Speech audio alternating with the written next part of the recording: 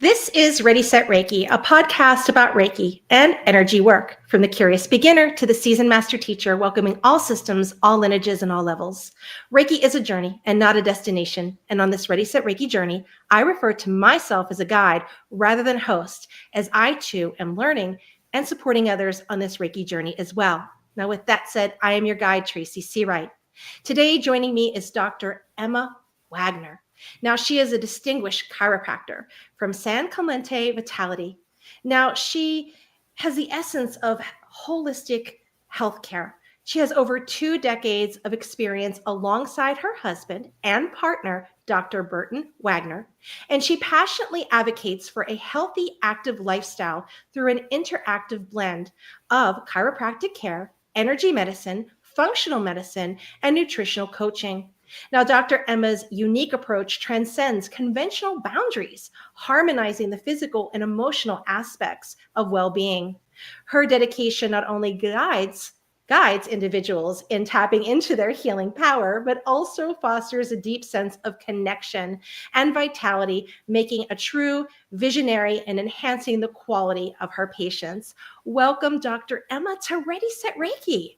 Well, thank you for having me today, Tracy. I'm really excited about talking about energy work with you today. Wonderful. So let's begin our journey together. So tell us a little bit about yourself. Well, there's so much to say. I started when I was 12 years old. My journey started when I was 12 years old. When I met Max, my spiritual guardian angel. And this meeting with him just launched my life into such a journey that I decided to listen to him, to follow him, and to trust his guidance.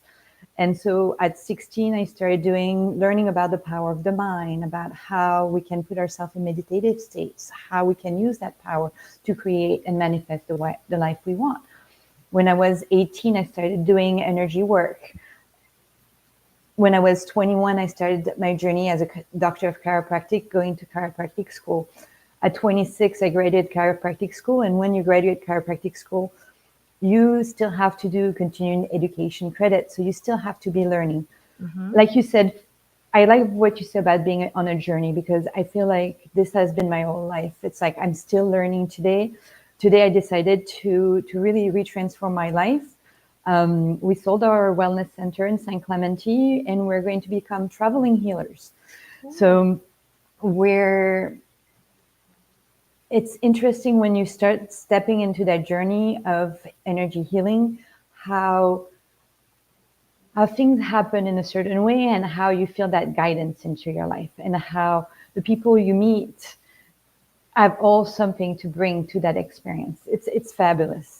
And it's wonderful, isn't it? Because this is why it's a journey, right? And you can meet guides and helpers on the way. And I'm sure you never imagined at 12 years old, you would be doing what you're doing today.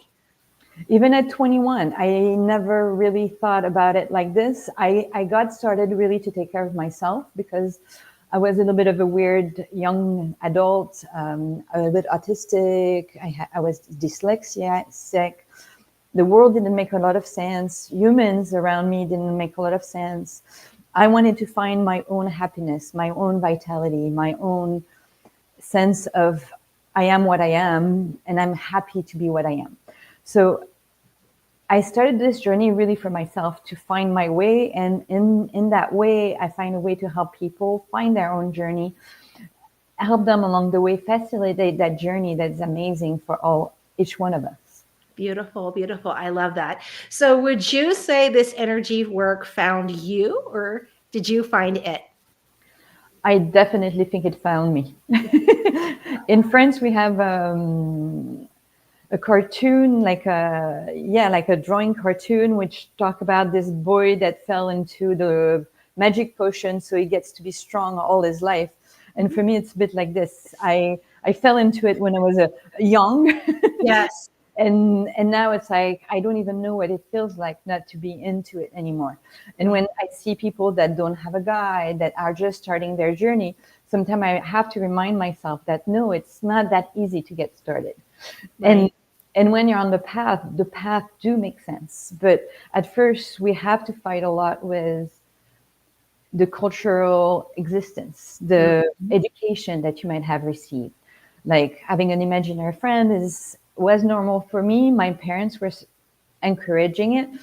I don't think a lot of families encourage having an imaginary kids and having their kids speak to that imaginary friend for hours at a time. Yeah, yeah. And that makes an interesting point. Like when I was a child, I had the imaginary friends and things. And it wasn't until I started telling the stories to my children that they're like, Mom, like, I think you were this. And at the time, I thought it was a normal thing, right? Oh, yeah, I just had this and this happened and that happened. But as an adult, when you start thinking backwards, it all starts making sense when you Exactly. start learning about the energy work. You're like, Mm-hmm. oh, Oh, I've been doing this the whole time. Now I have a name, right? yes, exactly. And then you can connect the dots. But at first, when you're just starting, you don't recognize that you're guided into it. You That got to into it. that Yeah. there's supports, and that when it's easy, it's really that guidance. When the path gets to be harder, it's because you're pushing against something that doesn't need to be. So Right. it's very interesting. So I've been on this journey for over 20, 30 years, 35 years. As a chiropractor for the last 25, the chiropractic gave me a frame in order to which I can help people. But Right. it also gave me more understanding about myself, how my body works. So it's really helped me bridge that gap between what is considered normal in this reality and what is existing in the world we live in, and how to tap, I call it a lot of magic, how to tap into the magic of the world. Right. Right. And that's what I love the chiropractors, because they've always been open to like Reiki. So it wasn't abnormal to go to the chiropractor and they have maybe a Reiki practitioner there or an energy worker there to offer services if that client needed it and was open to it. So, Mm-hmm. versus whether if you went to, a general practitioner, he may not be as open to it. So when I went to my primary caregiver, that wasn't even considered an option. But when I went to my chiropractor, they're like, hey, maybe you should try this. I'm like, oh, so. So I find it interesting enough in my chiropractic practice to really understand that as a body worker, I had that ability to move energy within people. And by allowing that energy to move, I would get people to relax more easily. I would get people more ready to get a chiropractic adjustment. Right. I would get people to get more in tune with themselves so that they could make the best decision for them as they kept going. So for me, it was important that not I hired somebody else to do the work, that I was the one doing the work, Absolutely. because it's part of it. And I'm really good at integrating different pieces of the puzzle. So when I look at somebody, I'm looking at, yes, the energy system, and I'm making sure that the energy flows, but I'm also looking at organ function and making sure that organ are doing the job they're supposed to be doing. I'm looking at posture and alignment like a normal chiropractor would. But also I'm looking at the power of the mind like a coach would, making sure that your thoughts, your emotions are not what is stuck and get in your way of being the great person you need to be. Wonderful. So you add a little bit of intuitiveness, but then add in all the other flavors as well, right? Yeah. Mm-hmm. And for me, that's what the holistic mindset is. And I think that's where I see the world, and especially medicine, is losing it. Yeah. It's because they're bringing everything to smaller and smaller parts. You have the heart expert, the lung expert, the digestion experts. And in that digestion expert, you have the guy that knows all about the gallbladder and the guy that knows all about the liver. But it's missing more and more, I feel, the whole approach. It's like, what is missing and how this liver connects to your emotions, and how does you connect to that emotion, and how can you bring some of your own energy into that liver so that you can start feeling better. Beautiful. Chiropractic for 20 years. How are the misconceptions with energy work? What is a common misconception you're finding as you're out talking to individuals, speaking on energy work? I think my biggest struggle with this is the religious aspect. A lot of people think that energy work means that I'm going to bring in my belief on, like, am I a Christian? I am a Buddhist. Am I a Jew? Am I a Muslim? And all those pieces are how is that going to affect the person I'm seeing religion? My God is too big to fit into one religion. I'm more into that mindset of coexist. And I like how the different religions found their prophet to bring them closer to that spiritual reality, spiritual God. I'm not here to change anybody's belief around religion. I'm not attached to any of them, but I'm not here to change your thoughts. I remember working with my mother-in-law, which is a Christian, and one day I'm checking her and I'm like, so, and I'm like, your spirituality is down. Your energy toward the spiritual is down. Did you get mad at God or something? And she's like, it's funny you're asking me that, because yes, I've been mad at God. I've not been able to pray in the last month or a few days, or I forgot exactly how long she had been struggling with that. And I'm like, let's talk about this and let's get you back in good term with God, with your God. You don't have to be, it's not about mine. So that's the biggest struggle I have, is people think like I might throw at them some bad energy. That's not my role. My role is to open energy channels to help people have that energy flow so that they have a direct pathways from the divine inside all the way grounded, so that they can bring that divine aspect of themselves into the reality. People are afraid of that. Do you see that happening in your practice too? I certainly do. Just the word, like Reiki, triggers people. They have it where they think it's a dogma attached to it, a type of religion. What really kind of gets me a little bit, that's working on my inner self, is the automatic assumption that, it's the devil's work and you're not Christian. And I was raised in the church. My mother would color herself a Christian, read my Bible, pray, have a relationship, with God. And they come at you like you're doing some evil thing without getting a moment to talk to you about it. And I had someone recently reach out and say that he was a former shaman, former Reiki master. This is not good. Repent. And I had explained back, sir, I do believe in God, Jesus, etc. And that, in my word, wasn't good enough. It was still like, you have no idea what I do during a session or how I collaborate with a client. And so, yeah, there's that misconception still.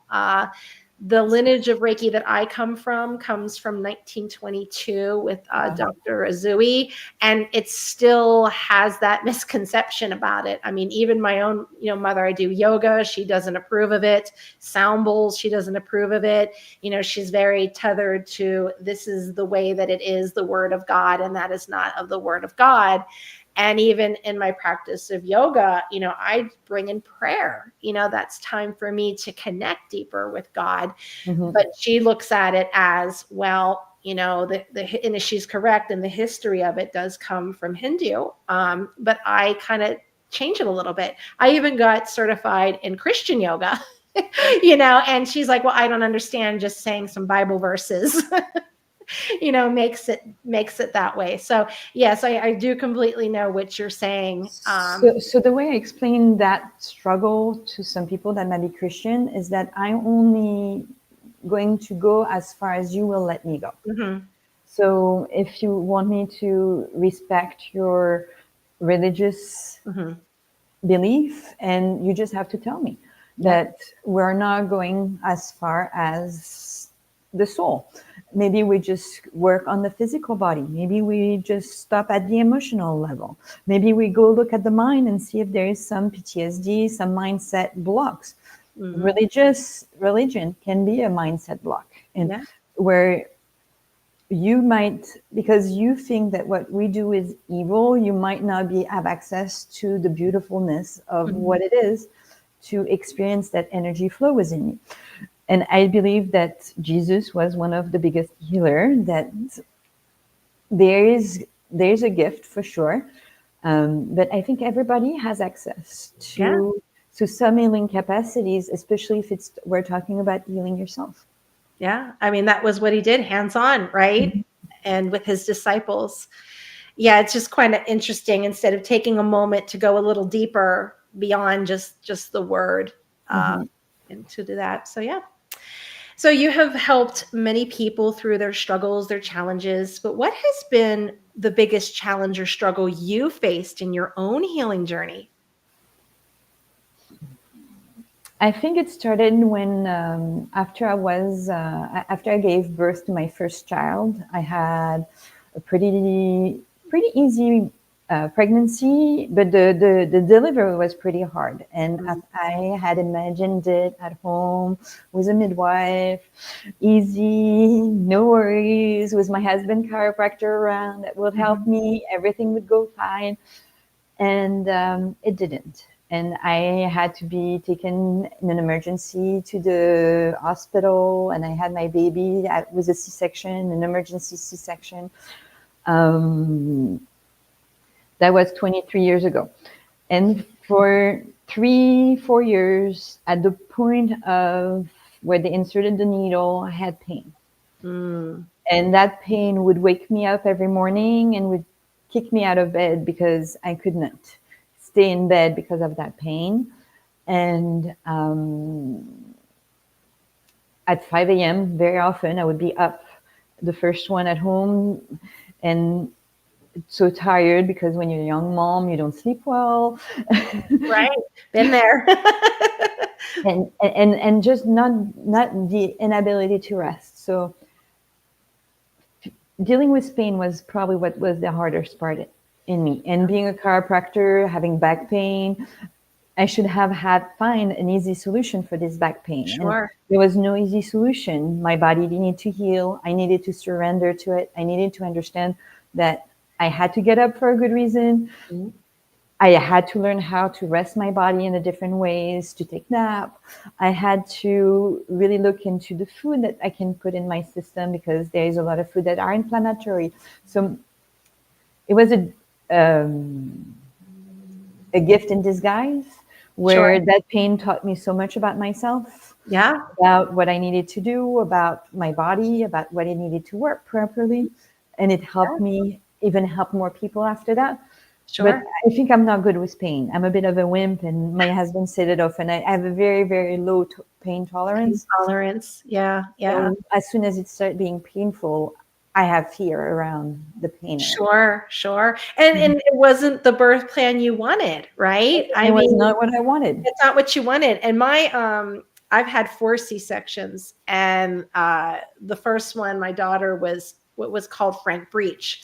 So the little head was, right under the ribs there. And that was a planned C-section, and still it's a whirlwind, right? And it's a whirlwind. 6 weeks to rest. And you might be like me, constantly going, and to have to just pause like that and be still, and you can't drive. And I'm like, oh my goodness, when you are being okay with being dependent with others. Oh yeah. And you asking for help, asking about your needs. And in our society, women are not, we're made to be the caregivers. We're not made to ask for help. We should be knowing everything we need to do. So, and I'm a very strong woman. I'm a type A. I want to be able to do everything a man can do. Yeah. Yeah. Here's a well, I don't know if it's a funny story, but my first daughter, I had her at age of 24, and I had the C-section, and they have you lay in bed, and the next day, and the aides come in to help you and say, we're going to take you to the shower. And I was so embarrassed, like, no, I'll do it myself. And they're like, you're sure? I'm like, yeah, because I just didn't. It was just embarrassing to me, having. You don't realize that your legs cannot carry you anymore. Yeah, yeah. And so I'm like, okay. So they leave. They're like, you sure? I'm like, I got it. And so, I have my soap in the hands. I get up and oh my goodness, it was something. I'm like, I probably should have asked for help. But I'm walking to the shower, get to the shower, turn on the water. I start with the soap, and guess what? I drop the soap and I can't bend down to go get the soap. And I'm like, okay, I can't move. Yep. But that was the mindset then. Like, I can do it myself. No, I'm going to do this. And I'm like, yeah, I can't do this by myself. I think we come from a generation of women that were told you're strong. You're stronger than any man. Mm-hmm. You're as strong as any man. You can Yeah. do everything you want, and you can do it better if you do it yourself. Yeah. Yeah. And for me, there was a lot of that. And unlearning this was very important for me.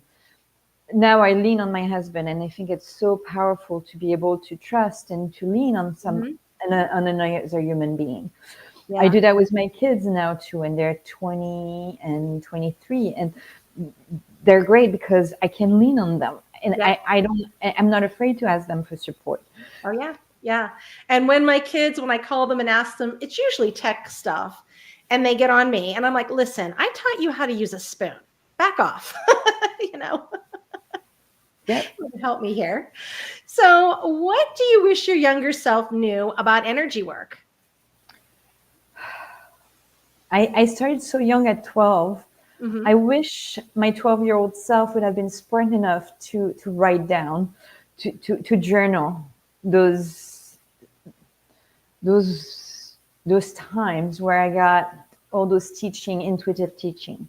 Mm-hmm. I'm writing a book right now about this time of my life and trying to go back to those teaching and what did he say about the clouds? What did he say about the winds? What did he say about the rain? Beautiful. Being in the ocean and feeling the energy of the ocean and recognizing all those energy. And I wish I had been better about journaling. So if you're a young person and you're just starting your journey and you're just starting to get insight, take the time to write it down, because I think that's very, very powerful. Because once you start incorporating those teaching into you and they become part of you, it's so natural and so normal that you don't question it anymore. I would have liked to read again my questions, to read again how it got integrated inside of me. Yeah. Yeah. It's so fascinating. I was helping a friend put together a website, and she had a website that I had many, many years ago. So I went in and I was looking, what did 2012 Tracy, what was she thinking? Right? So it just gives you an idea of, it's great to write these things down, to look back, because you forget things that happened. And like, I completely forgot I even had an account with this. Like, when did I do this? So you can forget these little milestones and things that happened. And I think too, it's like we're always attracted with the new shiny object. Mm-hmm. So when I learned about the power of the mind, I was really into the power of the mind, and I was really doing a lot of meditation, and I was really intentional in putting myself into meditation and what I was asking in my meditation. And then something happened and I knew before that I had a lot of rituals, and I remember like lighting a candle for having a good test, and I know I was sending energy, and I know I still see how the energy work, but there's like pieces of those puzzles that are missing. And now the way I work with energy is more fluid. It's easier because I've done it so many times that I don't have to think about all the steps. But when I was learning, there was steps to learn. So yeah, what I would like is to look back at my notes on all those steps it took to create what I am today. That's the doctor in you. I am science-based. I love my science. Yes, yeah, and that's the same thing. My background's teaching, so I was teaching elementary school. So writing those things down, planning, right? All those things. Yep, very good. So when it's time for you to get an energetic tune-up, what are some qualities that you look for? And this can be something in a fellow chiropractor or someone who's in the field of holistic medicine. What do you look for? What qualities? So I have to say that I'm very, very lucky because I have my husband and we've been together for 25 years. And Beautiful. over the 25 years, we evolve together, we grow together, we learn together. We rarely go to a seminar without each other. And at those seminars, we hear things that the other don't, and we learn things that the other don't. So working on each other helps us practice and helps us a ton refine the work we do. And especially when you talk about energy flow, there is pressure, there is depth, there is line of drive, there is your own energy field. What do you think when you're working on someone? Where is your heart at? And so all this comes into account when you're being touched.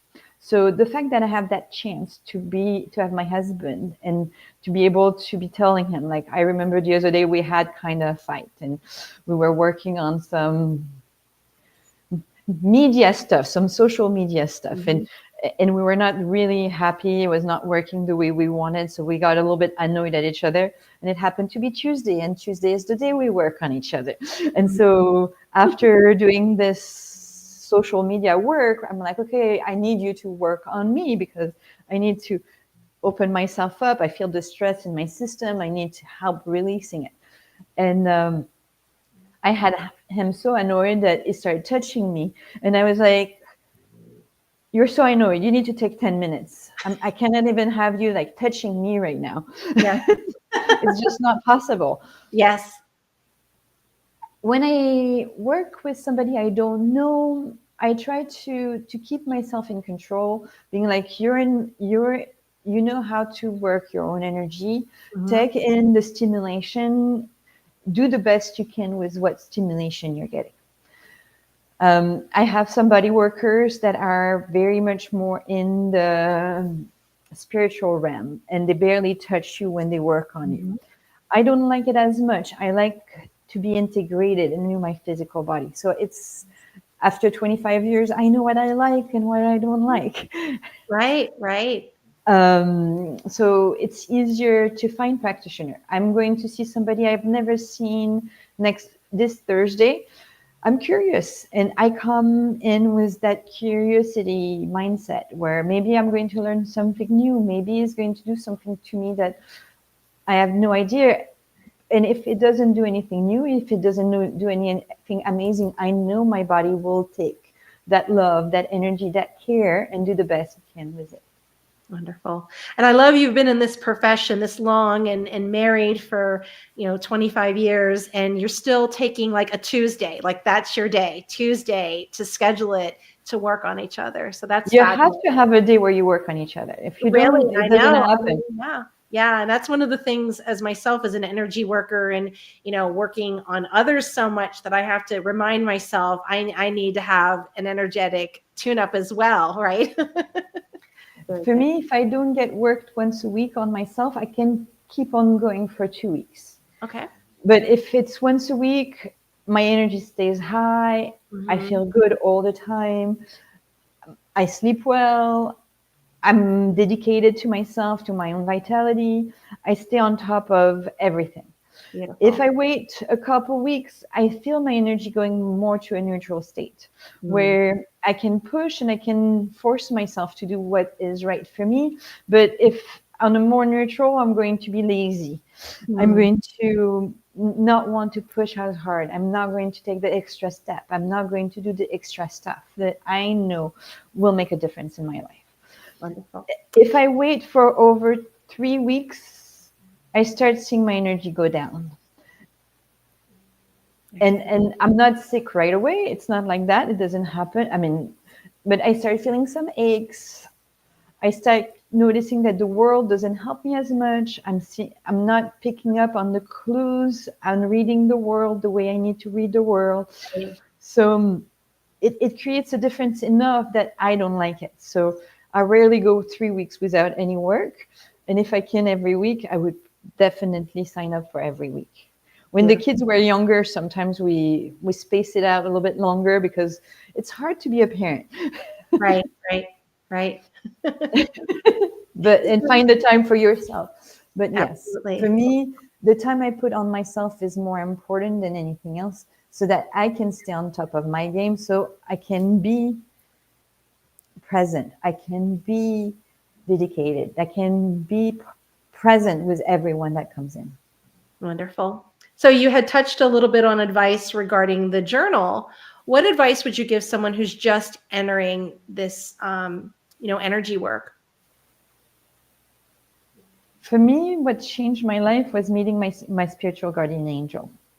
If somebody is just starting and they haven't spent the time to talk to their guardian angel, to hear that guidance, to feel that guidance and know what it feels like, I would 100% suggest that you spend some time listening in and paying attention to what is your guide, what are they, talk to them, learn about them, and have your own guide so that you can measure what's good for you and what's not so good for you.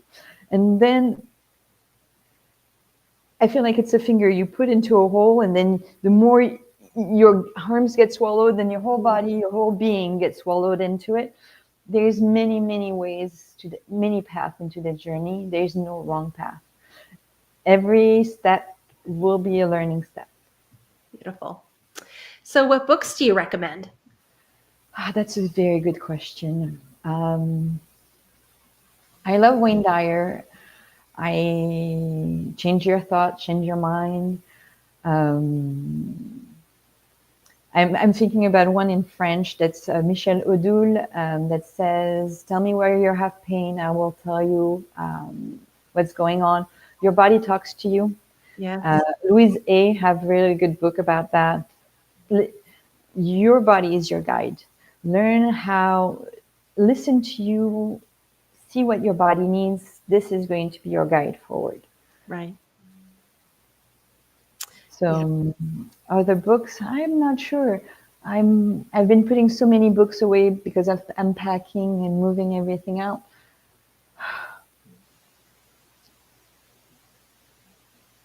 There's so many books that changed my life. Right. But it's hard to recommend one when everybody is in a different step in their process. Yes. Oh, yeah. And the right book for you is the one that's going to call your name when you're going to walk in front of it. Yeah. It's one that you're going to see no matter what. Our brain is so busy with so many things that the one thing that's important to you, you will see exactly what you need to see. Beautiful. So what services do you offer and where can we find you? So right now you can find me around the world. I'm a traveling healer. So you can follow me on Dr Emma Watgner or .com or 2 in Harmony. This is our new project with my husband. We're going to be leaving on the 17th of February, so it's coming very fast. Wow. We offer remote work, so helping people connect to that vitality, find the energy within themselves, to connect within themselves, to understand where they might have emotional, they might have mind, they might have physical issues that needs to be addressed, that needs to be like figuring out what's wrong with you. And I think that's where I'm really good at. I can figure out what's wrong with you. So that's something we can do remote. Besides that, my goal is to create a retreat center. So I'm going to go travel the world to find a little spot, a little corner of paradise. Wonderful. Do you have a website or social media? So my website, Dr Emma Watgner, always work, and 2inharmony.com. So 2 in Harmony is more about the journey. Dr Emma Watgner is like what you said, a bit older. It's 10 years old. I don't go there all the times, but I think it's still current enough. Beautiful. Well, that ends the first part of our journey, and I'm going to guide you right into the next part, which are questions from social media and from listeners. So here we go. Number 1, how are you bridging the gap between the fields of holistic medicine and the chiropractic disciplines? So I really think there's no gap to be bridged between chiropractic and holistic medicine. Chiropractic is holistic to start with. It's one of the top medicine in the world. I think it's number 3 in terms of practitioner, number 1 manual medicine in the world, and yet is 100% holistic. It's going to look at how the body can heal itself, how to tap into the magic of the physical body, to stimulate that physical body, the brain, the nervous system, to get more alignment into the system. Looks into the emotion that can be stored into the body, to release those emotions, look at the mindset. So for me, yeah, chiropractic is definitely the bridge between medicine and holistic practices. Beautiful. So you wrote a book. What inspired you to write the book? Oh, I think it's Max, my guardian angel. I think I was hearing him say all the time, you have to write, you have to write, you have to write. And one day I started writing, and I was not happy with it. It's hard to process, especially when you're French. So I'm French. And I wanted to write a book in English, of course, because I lived in America at that time. And so I wanted to write about, to help my patients understand how to create more vitality in their life. And so I started writing, and I gave that book to a friend of mine, a patient that wrote a couple books herself. And she's like, you're not writing the right book, honey. And a light went up in my brain and went clink. And at that point, I knew what book I was writing and what book I needed to write. And I shifted my gear, and it started making sense. But yes, it's something, I think when you write a book, you write a book because you're driven by it. All right, very good. And where can we find that book if we wanted to purchase it? You can purchase this on Amazon. It's called Shattering Habits, 7 Principles to Reprogram the Body and the Mind.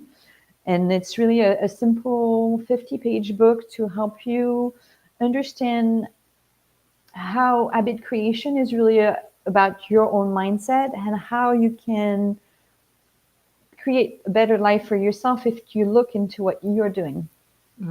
Beautiful, beautiful.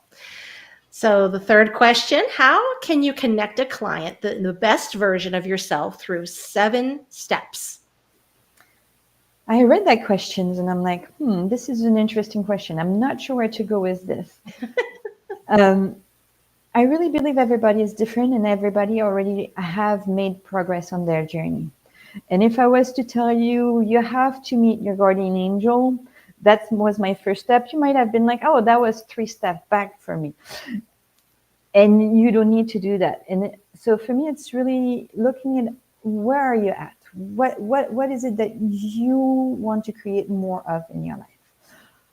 And what blocks do you have? And if the blocks are emotional, let's work on the emotional. If the works are trauma, let's work on the trauma. If it's the physical body that have a limitation. We were talking today to a bank agent, and she was mentioning that she had more toxicity in her house and got really sick and have no energy. And she's working with an integrative practitioner that wants her to detox. Great, but sometimes the body doesn't even have the energy to detox. So it's really figuring out, where are you at? Don't think the steps that work for somebody else will work for you. And that's where I like having a guide, and your own guide that will help you with figuring out where steps do you really need to take on where you are at in life. Because when you have kids are really good teachers. They teach you a lot of things. But you need to be open-minded to receive their teaching, because as a parent, you might think that you're there to teach them and not the contrary. Wonderful. Well, that was our last 7 steps. I'm not sure. Oh, okay. Well, that was our last question. And as we've been talking, is there something that you may have forgotten, or something you would like to share with the listeners? The floor is yours. Oh, I really like how our body likes to heal itself. And if I can pass on to something, is that trust yourself.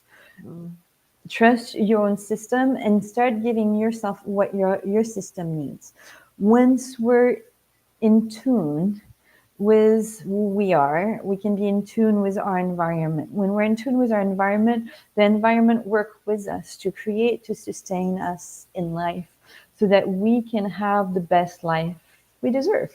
And so for me, it's just allowing yourself. So if you need some help, I'm happy to help in remote sessions, dremmawagner.com, to help you connect to that part of you that wants greatness, because all part of us wants greatness. And there's no way that I see everybody can have it. It's just giving yourself space for it. Very good. All right. Well, thank you so much. That ends our journey together. I appreciate you taking time out of your very busy schedule. And it sounds like you have a very exciting journey ahead of you still. Yes, definitely. Thank you so much for having me, Tracy. It was a pleasure talking to you today. Wonderful. All right. Thank you, my wonderful listeners. If you would like your question featured on Ready, Set, Reiki, reach out, www.readysetreiki.com. I'm Tracy Seawright, and this has been Ready, Set, Reiki.